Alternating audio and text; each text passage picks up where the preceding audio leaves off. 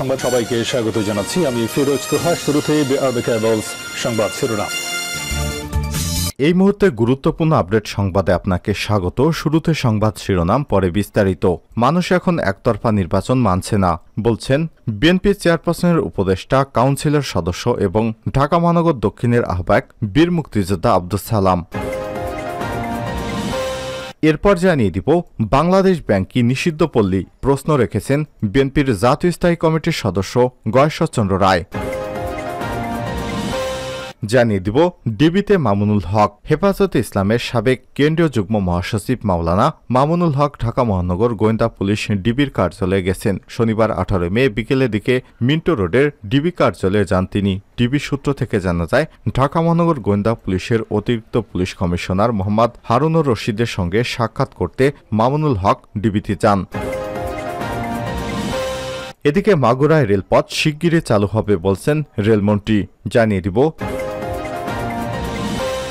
জাল ভোট পড়লেই কেন্দ্র ভোট বাতিল হবে বলছেন ইসি হাবিব। একটা জাল ভোট পড়লেই কেন্দ্রের ভোট বাতিল হবে বলে হুঁশিয়ারি দিয়ে নির্বাচন commissioner EC brigadier general Mohammad Ahsan Habib Khan বলেছেন, ভোট কেন্দ্র দখল তো দূরের কথা, একটা ভোট জাল পড়লেই কেন্দ্র বন্ধ করে দেয়া হবে।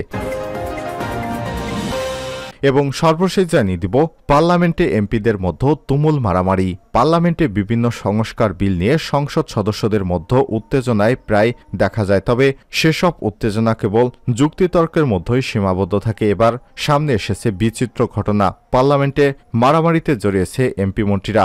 শনিবার 18 মে বার্তা সংস্থা রয়টার্সের এক প্রতিবেদনে এই সব তথ্য জানানো হয়েছে। প্রতিবেদনে বলা হচ্ছে, তাইওয়ানের পার্লামেন্টে সংস্কার বিল নিয়ে এমপিদের মধ্যে মারামারি হয়েছে। প্রিয় দর্শক, এতক্ষণ শুনছিলেন সংবাদ শিরোনাম, এবারে বিস্তারিত। তবে তার আগে অনুরোধ থাকবে, আপনি কোন স্থান থেকে আমাদের সংবাদটি দেখছেন কমেন্ট করে জানিয়ে দিন। এই সংবাদ সম্পর্কে আপনার মূল্যবান মতামত। প্রিয় দর্শক, আপনি যদি আমাদের চ্যানেলে নতুন হয়ে থাকেন, ভিডিওটি দেখতে দেখতে চ্যানেলটি সাবস্ক্রাইব করে রাখুন, যাতে করে আমাদের লেটেস্ট আপডেট সংবাদগুলো সবার আগে আপনার কাছে পৌঁছে যায়। ভিডিওটিতে একটি লাইক দিন আর বন্ধুদের সাথে আপনার সোশ্যাল মিডিয়ায় ছড়িয়ে দিন।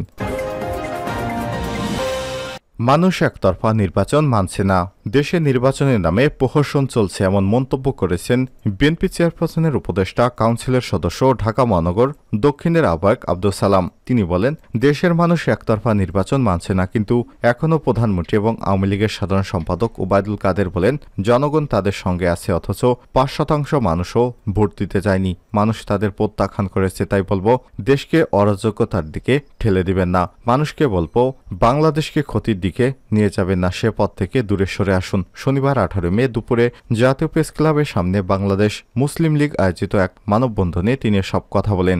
আব্দুস সালাম বলেন, দেশে আজ গণতন্ত্র নেই, মানুষের ভোটাধিকার নেই, মানুষ এই সরকারকে ভোট দিতে চায় না। তাই সরকারকে বলবো, অবিলম্বে পদত্যাগ করে নির্দলীয় নিরপেক্ষ তত্ত্বাবধায়ক সরকারের অধীনে নির্বাচনের ব্যবস্থা করুন, নইলে জনগণ তাদের ভোটাধিকার, বাক স্বাধীনতা, গণতন্ত্র এবং স্বাধীনতার সার্বভৌমত্ব রক্ষার জন্য কর্তৃত্ববাদী সরকারকে বিদায় করে সর্বশক্তি দিয়ে সংগ্রামে নামবে। এ সময় তিনি বলেন, বাংলাদেশ একটি স্বাধীন দেশ, আমরা কারো বিপক্ষে নই, বাংলাদেশের পক্ষে। তাই বাংলাদেশের বিপক্ষে যে যাবে, আমরা তার বিপক্ষে আছি। বাংলাদেশের মুসলিম লীগের নির্বাহী সভাপতি আব্দুল আজিজ হাওলাদারের সভাপতিত্বে এবং সহসাংগঠনিক সম্পাদক এম এ মাহবুবুর রহমান ভূঁইয়ার পরিচালনায় এতে আরও বক্তব্য রাখেন দলের মহাসচিব কাজী আবুল খায়ের, জাগবার সহসভাপতি রাশেদ প্রধান, কৃষক দলের কেন্দ্রীয় কমিটির সহসাধারণ সম্পাদক মফিজুর রহমান লিটন, মুসলিম লীগের স্থায়ী কমিটির সদস্য আনোয়ার হোসেন আবুরি, অতিরিক্ত মহাসচিব এম এ রাফি, সহসভাপতি ইঞ্জিনিয়ার ওসমান গনি, বীর মুক্তিযোদ্ধা হাবিবুর রহমান, অ্যাডভোকেট আফতাব হোসেন মোল্লা, সাংগঠনিক সম্পাদক কে এম আসাদ, দপ্তর সম্পাদক জিল্লুর রহমান, দেশ বাঁচাও মানুষ বাঁচাও আন্দোলনের সভাপতি কে এম রফিকুল ইসলাম রিপন সহ বিভিন্ন রাজনৈতিক দলের নেতারা। বাংলাদেশ ব্যাংক কি নিষিদ্ধ পল্লী?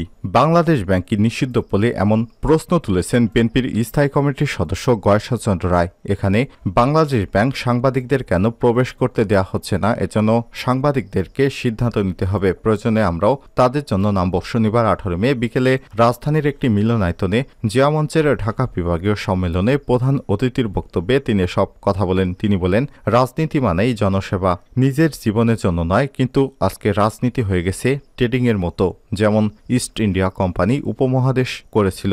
আজকে আওয়ামী লীগ ক্ষমতায় এসেছে কেন? তারা ব্যবসা করছে, লুটপাট করছে। আজকে আমাদের দেশের টাকা হ্যাক হয়ে যায়, কিন্তু বাংলাদেশের মানুষ জানে না। পাশের দেশের খবর প্রকাশের পর জানতে হচ্ছে। তবে যে টাকা হ্যাক হয়েছে সেটা তাদের চেহারা দেখলেই বোঝা যায়। বাংলাদেশ ব্যাংকে কি নিষিদ্ধ পল্লী যে সেখানে সাংবাদিকদের কোনো প্রবেশাধিকার দেওয়া হচ্ছে না। এজন্য সাংবাদিকদের সিদ্ধান্ত নিতে হবে। প্রয়োজনে আমরা তাদের জন্য মাঠে নামব, কারণ সাংবাদিক কোনো দলের জন্য নয়। তিনি আরো বলেন, আজকে সাগররুনি মামলার রায় 109 বার পেছানো হয়েছে, এটা তো আরও পেছাবে এবং প্রক্রিয়াটা দেখলেই বোঝা যায়। গয়েশ্বরচন্দ্র রায় আরো বলেন, জিয়াউর রহমান ছিলেন দূরদর্শী নেতা, এ কারণেই তাকে ইরাক ইরান যুদ্ধে নিরসনের দায়িত্ব দেওয়া হয়েছিল। তিনি সার্ক গঠন করেছিলেন, বিভিন্ন দেশে তার গ্রহণযোগ্যতা ছিল অনন্য।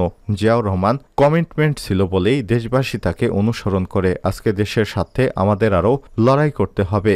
যে লক্ষ্যে 71-এ মুক্তিযুদ্ধ হয়েছিল, গণতান্ত্রিক রাষ্ট্র কিন্তু আমরা এখনো পাইনি। গয়েশ্বরচন্দ্র রায় আরো বলেন, আজকে আওয়ামী লীগ সংবিধানের দোহাই দেয়। আওয়ামী লীগ সংবিধানে লেখা আছে যে বিচার বিভাগের হস্তক্ষেপ করা, লুটেপুটে দেশটাকে ধ্বংস করার কথা। মেয়র তাপস বলেছিলেন প্রধান বিচারপতিকে নিয়ে, সেটা কি কৌতুক? আদালত অবমাননা তো তারাই করছে, আর বলছে বিএনপি আদালত অবমাননা করে।